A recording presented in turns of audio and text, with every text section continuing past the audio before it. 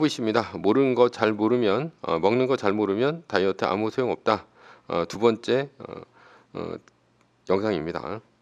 지난번 먹는 것 잘 모르면 다이어트 아무 소용없다라는 영상을 하나 찍었죠.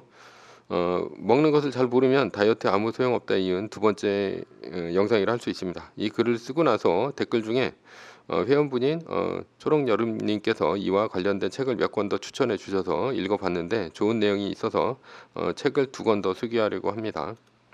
하나는 지방의 역설, 비만과 콜레스테롤의 주범 포화지방, 억울한 누명을 벗다라는 니나 타이셜스라는 사람이 쓴 책이고요. 그리고 두 번째는 닥터3로 유명한 잠든 당신의 뇌를 깨워라 라는 이제 책입니다. 추천해주신 나머지 책은 아직 못 읽었습니다. 내용이 너무 방대했고요. 제가 책을 사서 읽으면서 중요하다고 생각하는 곳에는 포스트잇을 붙이면서 간략하게 써놓는 버릇이 있습니다. 그런데 너무 중요한 내용이 많아서 지방의 역설은 아마도 제가 책을 읽었던 것 중에 가장 많이 포스트잇을 붙인 책이 아닐까 이렇게 생각합니다. 여기서는 중요한 사실 중에 아주 중요하다고 생각하는 에피소드 위주로만 몇 개 인과관계에 의해서 소개를 하겠습니다. 다이어트와 건강에 관심이 있는 분들은 꼭 읽어보시기 바랍니다. 첫 번째는 탄수화물을 적게 먹고 지방 위주로 식사하는 저탄고지는 어떻게 시작되었나입니다. 런던에 윌리엄 벤팅이라는 사람이 있었죠. 이 사람은 66세에 키가 165cm로 작고요.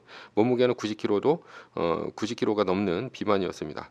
부작용은 시력, 청력 감퇴, 그리고 무릎, 발목 약화, 위산 과다, 소화장애 등으로 고생하고 있었죠. 주치의가 운동과 칼로리 제한 식단을 제안을 했으나 나아지지 않았고요. 결국 벤팅은 청력을 잃기 시작했습니다. 그래서 벤팅은 이비인후과 의사인 윌리엄 합이라는 사람을 찾아갔는데요. 이 사람은 저탄수화물 식단을 권유를 했습니다. 왜 저탄수화물 식단을 권유했을까요? 왜냐하면 농부들이 설탕이나 녹말로 가축을 살찌우는 방식을 보면서 탄수화물이 당뇨와 연관성이 있다고 생각한 것이기 때문입니다. 이 사람은 유추하는 데 굉장히 뛰어난 사람이죠. 당연히 탄수화물과 당은 사람도 살을 찌웁니다. 그런데도 대부분의 사람들은 탄수화물과 당을 끊으면 다이어트가 된다는 생각을 못합니다. 예전에 저도 영화배우 설경구가 고탄수화물 식단으로 살을 찌운 경험을 TV에서 얘기한 것을 본 적이 있습니다. 설경구가 비만 캐릭터 역할이 들어와서 영화 때문에 단기간에 살을 찌웠습니다. 설경구는 영화 홍보차 연예 매체와 인터뷰가 있었는데요. 어떻게 살을 찌웠냐 이렇게 리포터가 묻자 설경구는 집에서 과자만 먹었다고 했습니다. 열흘 만에 10kg를 쪘다고 했습니다. 그렇습니다. 탄수화물이 급격히 살찌우는데 최고입니다. 그래서 벤틱은 의사의 조언대로 3번의 식사 중에 육류와 어류 위주로 식사를 하되 설탕이나 탄수화물이 들어간 식단은 제외를 했습니다. 따라서 빵, 우유, 맥주, 캔디 등 탄수화물은 거의 먹지 않았고 생선과 고기 위주로만 식사를 했고요. 1년 뒤 벤팅은 20kg을 뺐고 건강 문제도 모두 사라졌습니다. 이것이 저탄고지의 시작이라 할 수 있습니다.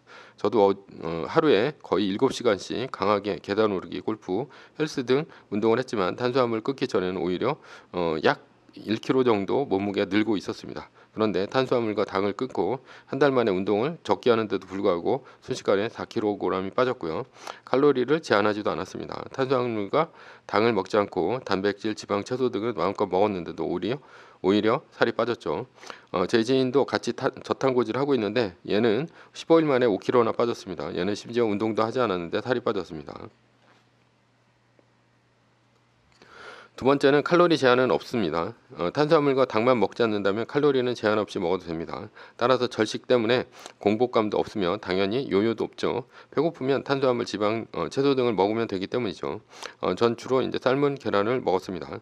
얼마 전 저는 잘못된 인터넷 정보를 보고 적색고기는 일주일에 1kg로 제한을 한다고 했습니다. 그러나 그럴 필요가 없죠. 인터넷에 나온 내용은 미국의 영양학회의 잘못된 정보가 그대로 나온 것이라 할 수 있습니다.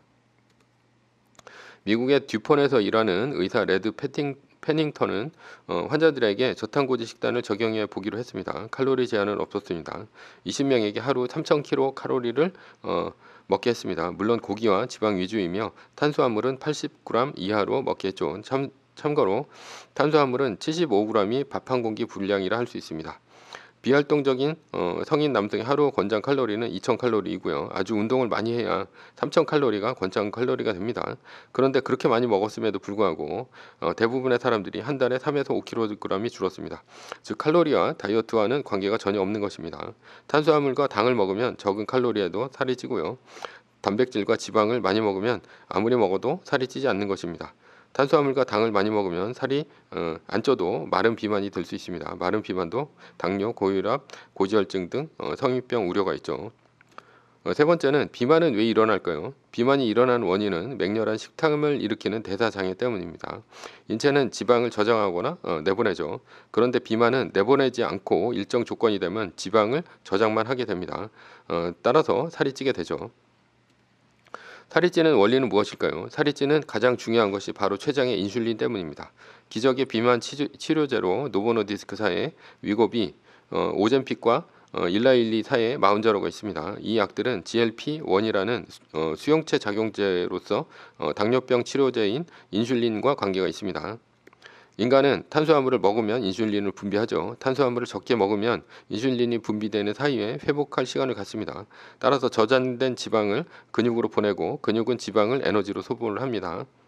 그러나 식사, 간식으로 탄수화물을 지속적으로 하루 종일 먹으면 어떻게 될까요? 혈중 인슐린 농도는 떨어지지 않고 인슐린이 떨어지지 않으면 지방은 인슐린에 갇혀 빠져나오지 못합니다. 따라서 지방은 계속 몸속에 갇혀 근육으로 나가지 못하게 되고 지방이 과도하게 쌓여 살이 찌는 것입니다.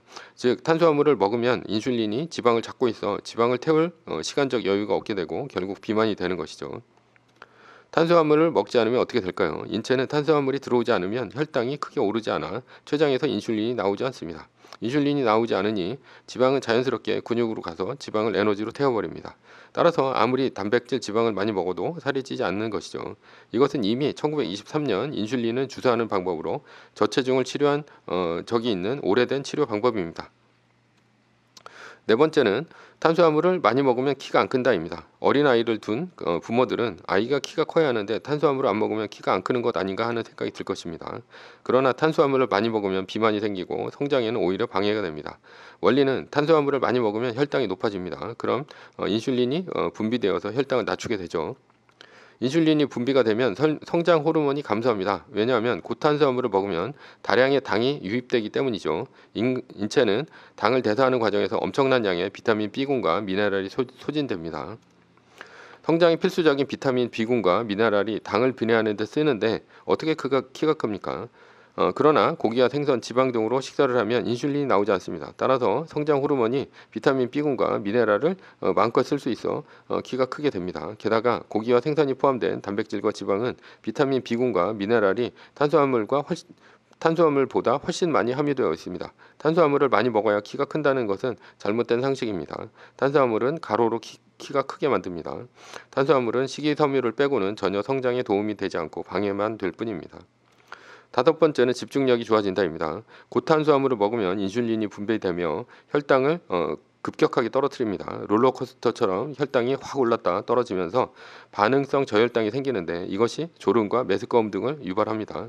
우리도 점심 식사 이후인 5교시에 다들 졸았던 기억이 있지 않습니까? 이유는 고탄수화물 식사 때문입니다.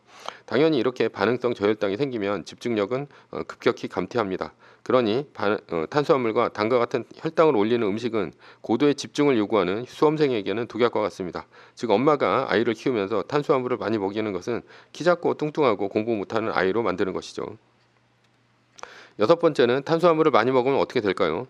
심장질환, 동맥경화, 고혈압, 퇴행성 관절염, 당뇨, 담낭결석, 비만 등 온갖 나쁜 병들이 몸에 나타납니다. 그 외에도 치명적인 치매와 암도 탄수화물을 많이 먹으면 걸릴 수도 있습니다. 따라서 탄수화물을 끊으면 위와 같은 치명적인 질병의 위험이 감소하게 됩니다. 육식을 하는 사람치고 치매에 걸린 사람 보지 못했다는 것이 치매 전문 신경과 의사의 말입니다.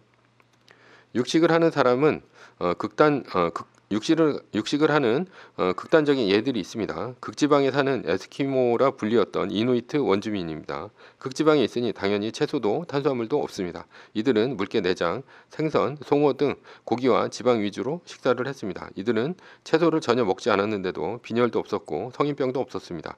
이누이트는 이렇게 먹는데도 천식, 궤양, 통풍, 암, 심혈관계 질환, 그리고 당뇨, 고혈압, 신경성 질환, 궤양성 대장염 등이 전혀 없었죠. 심지어 혈압이 100을 넘는 사람도 없었다고 합니다. 그러나 이누이트에게도 탄수화물과 당이 잔뜩 들어간 문명의 음식이 들어오기 시작했고요. 그러자 빈혈이 생겼고 당뇨 환자가 생겼습니다. 중치가 생겼고 모든 성인병이 생기기 시작했습니다. 한마디로 탄수화물 식단은 최악이었습니다. 이누이트와 비슷한 아프리카 케냐의 마사이족도 비슷한 식단을 했지만 성인병은 없었습니다. 마사이족도 동물성 지방이 가득한 고기, 피, 우유만 먹고 과일이나 채소는 먹지 않았습니다. 그런데도 이누이트와 비슷한 성인병은 전혀 없었죠. 그래서 영양학자들은 마사이족은 성인병에 강한 유전적 체질이 아닌가 하는 의심을 했습니다. 그러나 그런 의심은 금방 해소되었습니다. 마사이족 중에 케냐의 수도인 나이로비로 이주한 원주민들이 있었죠. 그들은 탄수화물에 노출되었고 이누이트처럼 성인병과 심혈관계 질환, 암이 나타나기 시작했습니다.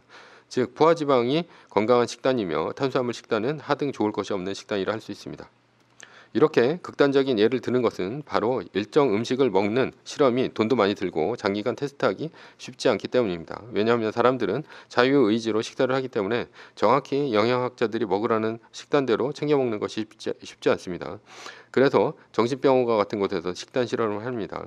그러나 이누이트, 마사이족과 같이 오랫동안 저탄고지를 극단적으로 자발적으로 한 예가 있다면 결과는 믿어도 좋다는 얘기입니다. 7번째, 탄수화물 식단은 언제 생겼을까요? 인류의 역사로 보면 오스트랄로피테쿠스가 출현한 약 200만 년 전 때입니다. 그동안 사람들은 수렵과 채집으로 지방과 단백질만 섭취를 했습니다. 그런데 농경은 언제 시작되었을까요? 길게 봐야 수만 년 전이고 한국은 약 2000년 전서부터 농경이 시작되었습니다. 다시 말하면 이 지구의 모든 동물은 정제된 탄수화물을 소화시킬 유전자가 없다는 얘기입니다. 게다가 1900년대 초만 하더라도 당뇨병이 1%에서 2%에 불과했습니다. 그러나 최근 100년 동안 폭발적으로 늘어난 식량 생산으로 탄수화물과 당을 과도하게 먹은 인간은 성인병, 비만, 암, 치매 등이 만연해진 것입니다. 8번째, 비만을 배제하고 고탄수화물 식단을 권하는 것은 어떻게 시작되었을까요? 1950년대 초반 미네소타 생물학자 앤설 키스라는 사람 때문입니다. 얘가 바로 탄수화물 식단을 전 세계에 퍼뜨린 주범입니다. 당시 미국은 심장 질환에 대한 원인을 찾는 연구가 한창이었습니다. 왜냐하면 당시 미국의 대통령인 아이젠하워가 심장 발작을 일으켰기 때문입니다. 따라서 심장 발작을 일으키는 심장 질환에 대한 적당한 식단을 찾는 것이 미국 영양학회의 지상 과제였습니다. 그때 앤설 키스가 포화지방, 즉 고기와 지방이 심장질환을 일으킨다는 가설을 발표한 것이죠. 이렇게 포화지방을 심장질환의 원인으로 지목한 것은 콜레스테롤 때문입니다. 그러나 콜레스테롤은 요즘의 의학 상식으로는 먹는 것으로 만들어지지 않습니다. 순전히 간에서 만들어지죠. 그러나 당시에는 알 길이 없었습니다. 당연히 억측이었죠. 억측의 시작은 고기의 지방이 콜레스테롤의 노란 기름과 비슷하다는 이유 때문입니다. 물론 이 가설을 증명할 만한 어떠한 증거도 없었죠. 요즘에도 달걀 노른자를 먹으면 콜레스테롤 수치가 높아진다고 알고 있는 것이 잘못된 상식입니다. 이것도 근거가 없죠. 스웨덴의 의사 우페라분 스코프는 매일 계란을 먹고 그 양을 늘렸는데도 불구하고 콜레스테롤 양은 오히려 줄어들었습니다. 하루에 달걀 몇 개를 먹어도 콜레스테롤 수치는 변화가 없었죠. 그리고 마사이족, 이누이트처럼 극단적인 육식을 하는 원주민들도 콜레스테롤 수치는 오히려 현대인보다 훨씬 낮았고 건강했습니다. 이때가 1955년입니다. 그런데도 현재 달걀 노른자에는 콜레스테롤이 많아 2개 이상 먹으면 안 된다거나 노른자를 버리고 흰자만 먹는 사람들이 수두룩합니다. 이 앤설 키스의 잘못된 가설이 고탄수화물 식단을 미국 영양학회가 채택하게 됐고 지금까지 이어져 온 것입니다. 이놈은 생각해보면 히틀러보다 훨씬 나쁜 놈입니다. 왜냐하면 히틀러는 2차 세계대전 일으켜서 약 5,500만 명을 죽였지만 앤설 키스는 잘못된 가설로 지구상의 수십억 명은 성인병으로 죽였을 것이기 때문입니다. 결국 앤설 키스의 최초의 희생자는 아이젠하워 대통령이 되었고요. 아이젠하워 대통령은 죽는 날 아침까지 바삭한 토스트에 마가린을 잔뜩 발라 먹었고 결국 심장 발작을 일으켜 죽었습니다. 문제는 키스의 이론대로 포화지방, 단백질과 지방을 제한하면 먹을 것은 결국 탄수화물과 당만 남는다는 것입니다. 왜냐하면 3대 영양소는 탄수화물, 지방, 단백질이기 때문이죠. 미국의 식단은 영양학회의 권고에 따라 아침에 베이컨을 굽고 그 기름으로 계란 후라이를 해먹던 식습관에서 시리얼에 우유를 말아먹는 곡물 위주의 식습관으로 바뀌었습니다. 그러나 앤서 키스만으로 이렇게 미국이 망가지지는 않았습니다. 당연히 뒤에는 P&G, 켈로그, 코카콜라, 펩시아 등과 같은 거대한 식품 회사가 있었습니다. 이들은 탄수화물을 재료로 만든 과자, 시리얼, 케이크, 초콜릿, 액상과당, 음료 등을 파는 식품 회사들이었습니다. 이들 거대 기업은 고탄수화물 식단에 대한 연구를 진행하는 과학자에게 엄청난 수천억 원의 연구비를 지원했고요. 포화지방을 연구하는 과학자에게는 과학계에서 매장시키거나 퇴출시켰습니다. 결과적으로 지금 미국은 세계에서 가장 뚱뚱한 사람들이 많이 살고 성인병이 많은 나라가 되었습니다. 9번째, 식물성 기름, 대두유, 포도씨유, 해바라기유, 카놀라유, 옥수수유 등등 식물성 기름은 암 유발 물질입니다. 이 책을 읽으면서 가장 충격적인 내용이었는데요. 어렸을 적에 노란 마가린을 숟가락으로 떠서 밥에 간장과 함께 비벼 먹었던 기억이 있습니다. 그런데 그 마가린 쇼트닝 등은 모두 트랜스 지방이었죠. 트랜스 지방은 심장병과 암을 일으킨다는 연구 결과가 발표되었습니다. 그래서 마가린, 쇼트닝 등 트랜스 지방은 식품업계에서 퇴출되었습니다. 만약 트랜스 지방이 함유되었다면 몇 퍼센트 들어있는지 과자 봉지에 써야만 했죠. 그러나 트랜스 지방이 0%라고 하더라도 0이 아닙니다. 0%란 얘기는 과자의 1% 이하로 트랜스 지방이 들어있다는 얘기와 같죠. 따라서 0.5%가 들어있어도 0이라고 쓰는 것이죠. 그래서 과자 한 봉지를 다 먹는다면 결국 우리는 트랜스 지방을 1%, 2% 이렇게 축적될 수 있는 것입니다. 현재 우리는 아직도 시중에 사먹는 튀김, 과자 등 트랜스 지방에 튀긴 것을 먹고 있죠. 돈 없는 소상공인들은 동네 떡볶이집, 치킨집 등에서 아직도 쇼팅과 같은 트랜스 지방으로 튀기고 있습니다. 왜냐하면 이러한 트랜스 지방의 기름이 일반 기름에 비해 엄청나게 싸기 때문이죠. 트랜스 지방을 쓰는 것에 대해 문제가 생기자 당한 것은 식품 회사들이었습니다. 요리와 제빵에 트랜스 지방은 필수입니다. 트랜스 지방을 쓰면 감자칩을 바삭하게 만들고 빵도 촉촉하게 만들어줍니다. 유럽은 트랜스 지방이 문제가 생기자 열대 기름인 팜유, 코코넛 오일 등으로 바꿨습니다. 팜유, 코코넛 오일 등은 발암물질과 관계가 없습니다. 그러나 미국은 열대 오일을 쓸 수 없었죠. 왜냐하면 열대 오일 논쟁이 치열하게 벌어졌었기 때문이죠. 그래서 나온 것이 바로 식물성 기름입니다. 모든 기름은 고체 형태입니다. 트랜스 지방인 쇼트닝, 마가린은 물론이고 팜유, 코코넛 오일 모두 고체 형태 아닙니까? 그런데 이상하게도 식물성 기름인 대두유, 포도씨유, 까놀라유 등등은 모두 액체 형태 아닙니까? 그리고 유통기한도 1년 이상으로 길고 상온에서도 굳지 않습니다. 코코넛 오일이나 팜유 등 열대 오일이나 쇼트닝 등 트랜스 지방은 모두 상온에서 고체 형태입니다. 그런데 왜 식물성 기름은 액체 형태일까요? 이유는 바로 식물성 기름이 수소화 과정을 거치기 때문입니다. 수소화 과정을 거친 식물성 기름은 트랜스 지방이 전혀 없습니다. 따라서 과자 뒷면에 트랜스 지방 몇 %라고 쓸 이유가 없죠. 마치 건강한 기름으로 튀긴 것과 같은 효과를 주는 것입니다. 그러나 대두유와 같은 식물성 기름은 오메가6가 나오고 생선 기름에서는 오메가3가 나옵니다. 식물성 기름 오메가6는 염증을 유발하고 생선 기름인 오메가3는 심장 질환과 염증을 치료를 합니다. 그래서 생선 많이 먹으란 얘기입니다. 그러나 가장 문제는 식물성 기름을 가열하면 유독성 산화분해 산물이 생성된다는 얘기입니다. 그중 포름알데히드라는 화합물이 나오는데 이것이 바로 DNA를 손상시킵니다. 엄마들은 이 식물성 기름을 쓰면 치킨타올로 후라이팬을 닦아서 휴지통에 버립니다. 이유는 이 기름때가 하수구를 막을 만큼 강력하기 때문이죠. 미국의 패스트푸드점은 물론 한국의 패스트푸드점도 모두 식물성 기름으로 튀김을 하는 데 쓰입니다. 가끔 뉴스에 이런 내용이 뜹니다. 담배 한 번 안 피운 요리만 한 주부가 폐암에 걸렸다는 소식이죠. 이유는 식물성 기름으로 지지고 볶고 평생 요리를 했기 때문이죠. 그러나 가정에서 볶거나 튀기려면 식물성 기름이 없이는 안 됩니다. 그러나 포화지방, 동물 기름과 열대지방, 팜유, 코코넛 오일 등은 가열 과정에서 포름알데히드와 같은 발암물질이 나오지 않습니다. 만약 코코넛 오일, 팜유 등을 쓰려면 큰돈이 들어가고 베이컨으로 튀김을 하려면 엄청난 베이컨이 들어갈 것입니다. 재정적 여유가 없는 가정에서는 결국 식물성 기름을 쓸 수밖에 없습니다. 그래서 오늘도 많은 주부가 후라이팬 앞에서 기름으로 튀기거나 볶으면서 죽어가죠. 그런데 해결책이 있습니다. 탄수화물을 안 먹으면 됩니다. 모든 튀기거나 볶은 음식은 만두, 볶음밥, 라면, 튀김 등 튀김 전 등 모두 탄수화물입니다. 따라서 탄수화물을 안 먹으면 식물성 기름을 쓸 이유가 없죠. 계란은 후라이가 아닌 삶아서 먹으면 됩니다. 고기나 생선을 튀길 때는 지방이 안에 있기 때문에 기름을 두를 필요가 없죠. 자체 동물 기름이 있기 때문이죠. 따라서 포화지방이니 포름알데히드와 같은 발암물질이 나오지 않습니다. 만약 기름을 꼭 써야 한다면 버터나 라드와 같은 동물성 기름을 써야 합니다. 물론 연기를 마시는 것이 좋지 않으니 환기를 해서 튀기는 것이 좋습니다. 그렇다면 왜 식물성 기름의 유해성은 뉴스에 나오지 않을까요? 이것도 거대 식품회사 때문이라 할 수 있습니다.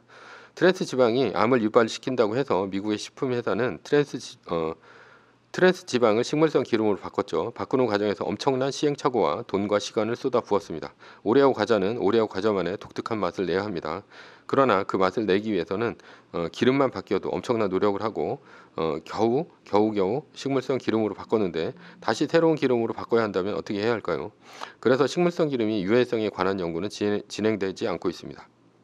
10번째, 살코기만 먹는 것은 질소병을 일으킵니다. 사람들은 소고기를 먹을 때도 지방을 잘라내고 살코기만 먹습니다. 그러나 닭가슴살을 비롯한 살코기만 먹는 사람들은 질소병에 걸릴 수 있습니다. 따라서 지방과 함께 같이 먹어야 합니다. 그래서 삼겹살이 좋은 음식입니다. 탄수화물을 끊고 지방과 단백질을 많이 먹으면 당뇨, 심장질환, 고지혈, 고혈압, 비만, 치매, 암 등을 예방할 수 있는 좋은 식습관입니다. 그런데 한국인은 밥심이라면서 밥을 꼭 챙겨 먹는 사람들이 대부분입니다. 저는 아무리 생각해도 탄수화물이 인체에 어떤 것이 좋은지 알 수가 없습니다. 가끔 장거리를 뛰어야 하는 운동선수 중에 탄수화물이 좋다고 해서 전날 탄수화물을 잔뜩 먹고 하는 운동선수가 있었는데요. 그러나 정작 성적은 탄수화물보다는 단백질과 지방을 많이 먹은 운동선수가 성적이 좋았습니다.